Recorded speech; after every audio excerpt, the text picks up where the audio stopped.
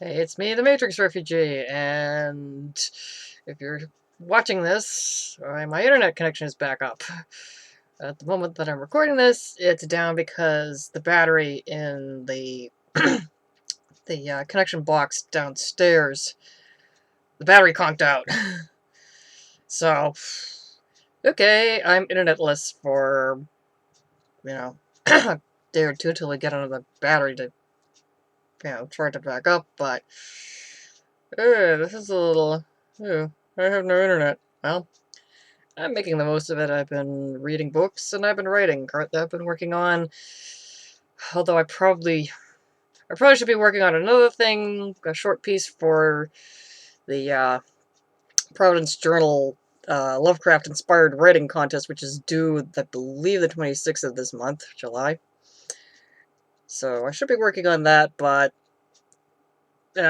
just didn't feel up to writing it. In fact, if anything, because I was working on the Dunwich Grocery Horror story, I got inspired to go back to the Dunwich Romance, even though that thing is not the anthology that I'm writing that one for. Is the deadline isn't until October, so okay, maybe I need to get my priorities in order. I don't know. I'm also got another couple stories that I'm poking at. The teenagers summoning a Shoggoth story, and what could go wrong with that? Which is sort of funny and tragic and weird all at the same time. So, although I didn't quite feel up to touching that just yet. Why would you want to touch a Shoggoth? And I've also, as kind of, I wouldn't call it therapeutic, but it's kind of getting some bad feelings out. I was sort of, it's not exactly a rewrite of H.P. Lovecraft's The Cats of Ulthar, but it's somewhat inspired by it, only it involves birds instead of cats. So, I wouldn't exactly call that therapeutic, but maybe it is in a strange way, since, uh, you know, just kind of, it may be different kinds of bad feelings and feelings of horror, but it's helping get rid of bad feelings and feelings of horror following the passing of our little feathered friend. So, I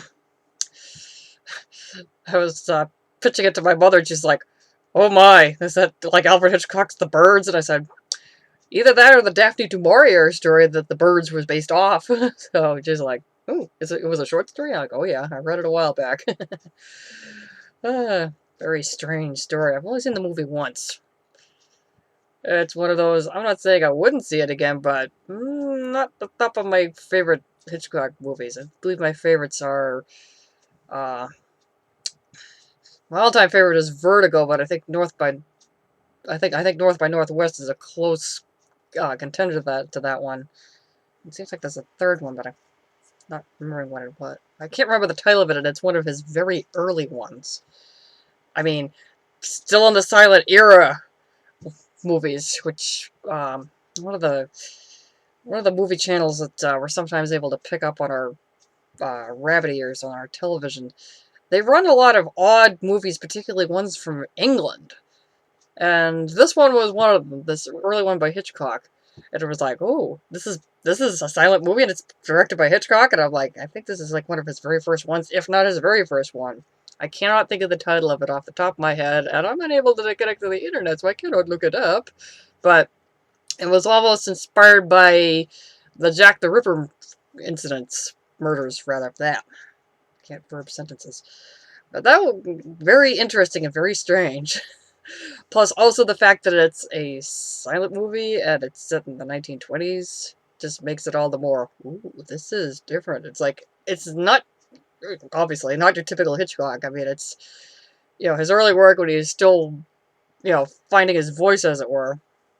But it still does have that, little air of, you're not quite sure if you're not quite sure what exactly is going on. The whole air of just plain strange, psychological strangeness, you know? Is this person the murderer? Is this person just a very strange human being? Even the ending is the ending is a little ambiguous, which is kind of which is intriguing. I like ambiguous endings. See, also my fondness for the end of Inception. You know, so I'm not sure how I got onto Alfred Hitchcock. Oh yes, by way of discussing the birds. So, so back to the Dunwich romance story, which I'm honestly liking, although it's kind of. I won't say it's trying to turn itself into Anne of Green Gables with eldritch creatures in the New England hills, but in some ways, Ermengarde is reminding me of a slightly more, a somewhat more mature, well, her younger self anyway, because the way I'm framing this is she's telling her story of when she was a young girl and she first moved to Dunwich and found out about all the strange things going on. So, and how when she started out, her head was full of all kinds of romantical notions because of the silly romance novels she used to read. So, and some of the romance novels she read were by Robert W. Chambers, he of the King of Yellow stories. I just had to throw that in. It seemed to make sense because, after he wrote his infamous King in Yellow stories, he moved on to other projects, and some of those projects involved shopgirl romances. I think I discussed that in another video where I was contemplating a shopgirl romance King in Yellow mashup, or as I'm tentatively titling it, Did You Just Romance Hastur? Joe Pulver would probably not exactly be thrilled that I'm going with the Derlethian take on Hastur, but it's my story, and this is how and I'm telling it, and this is how it wants to tell itself. You know?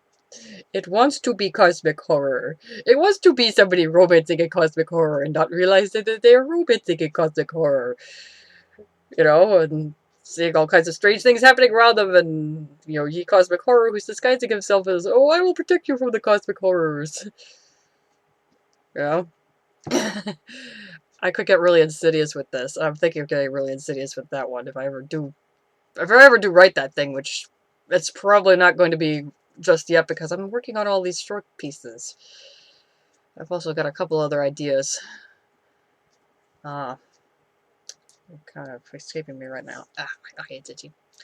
Oh, and the other bit of big news and trying to get published, I sent out my second thing to get professionally published, and this is going to a small press in the UK, which is doing a anthology for the 120th birthday of Lovecraft, or what would have been his 120th birthday. Actually, technically it is, since if people attain a certain immortality through their creations and their creations being remembered long after they're gone from this world, then technically he's still with us. Very much so. So, anyway, I sent off a little piece to them, and this one was actually started life as a story I wrote for Fic Promptly. I think I may have discussed this in my last video, but if not, fast forward, if you've heard this one. But I sent off the piece that I'd written for Fic Promptly, which was a kind of literary RPF piece featuring a much younger H.P. Lovecraft at a mysterious bookstore and a dangerous book. And his mother not being thrilled about him bringing strange books home. So, that was a very fun piece to write. Well, a little painful in places to write because Mrs. Lovecraft was not a very stable woman, so it can be a little tricky to write her without. When you're writing unstable people, you want to, write them sympathetically, but it's still you want to show that it is not easy to live with this person. It's like, so that can get a little tricky, but as a person who's mentally ill themselves, it's like, I know I'm not an easy person to live with, and I'm working on the things that make me not easy to live with. So, and yes, part of that is writing horror, so that I get my demons onto the page and not in my head where they're causing problems for me and everyone around me. So, but it was a good piece to write, and I really enjoyed it, and I'm hoping that these folks in the UK like it, and obviously no word on, I sent that out last night, no word on if they got it, read it, whatever, haven't heard any word on the other piece that I sent out, i.e. the Dunwich Grocery horror, but you know, obviously I haven't heard about it because my internet is down. Although I did check my email using the Wi-Fi connection at the Dunkin' Donuts 2 doors down from us, so which I'm in and out of anyway, most every day, so it's like, nothing to see here. Renee checking her messages like she usually does after work or whatnot, so. No word there, which is a little disappointing, but okay. At least one of these guys, at least one, if not both of these guys have day jobs, so maybe they're a little, I wouldn't say bogged down, but, you know. Plus, it's almost the 4th of July, and at least one of, I know at least one of these guys is in the US of A, so maybe they're getting ready for the 4th of July. Who knows, you know? We'll see.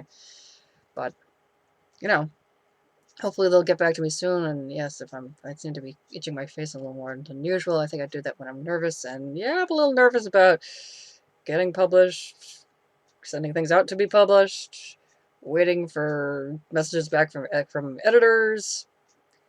You know, we'll see how it goes. So, like I said in my last video, you know, wish me luck, keep in your prayers, your thoughts, positive energy. You know, burn sage for me, burn incense, light candles. You know, light a candle to St. Jude, or I don't know, who would be the patron saint of horror writers? Some martyr, you know. Some murder with some really strange statue. I mean, I admit it, you know, we Catholics have some pretty odd iconography in some of our images, you know. So, you know, martyrs with, the implements of their martyrdom, you know. Just like Andrew and his X-shaped cross, or, various saints who were beheaded, you know, holding a battle axe, or, one's a St. Bartholomew with a flaying knife, or sometimes in the creepier versions, he has his flayed skin draped over his arm. And I think I've seen at least one really strange Mannerist version from, I think it was like, maybe from like the late 1500s or something. There was a really strange one with, he is the flayed man. And it's a little, okay, somebody studied their anatomy pretty good for back then. You know? See, this is why, one of the main reasons I write horror. Horror is kind of familiar to me, or, well, things that could be construed as horror is familiar to me. So, I honestly, sometimes I think people who, people who are Catholic, or grew up Catholic, or had some familiarity with it, I sometimes think we make the better horror writers, because we're not afraid to look into the dark things, look at them dead on, and, you know, it's like, no, no, poor reflection on people of other belief systems. If you prefer a more sweeter and lighter approach to your spirituality, and that's what works for you, more power to you.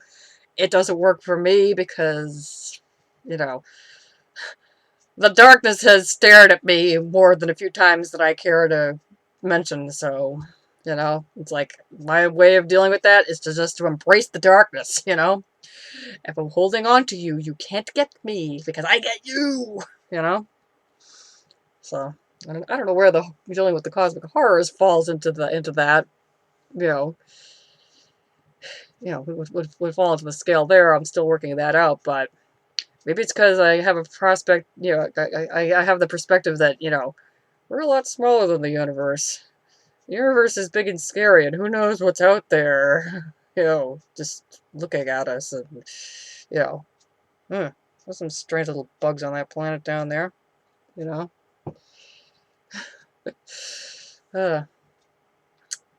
So, yep. And in the meantime, I'm going to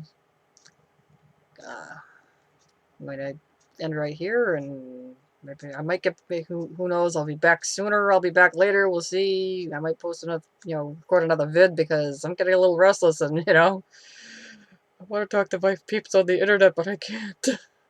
They're going to be wondering where I am. So, first thing when I get my internet connection back up, it's going to be, sorry folks, my internet connection died. It likes to seem to die in the summer. If it's not the router dying, it's the battery dying in the connection box, so. Oh, and in the meantime, I'll just end it here, and, after telling you how it was today, July 2nd, 2015.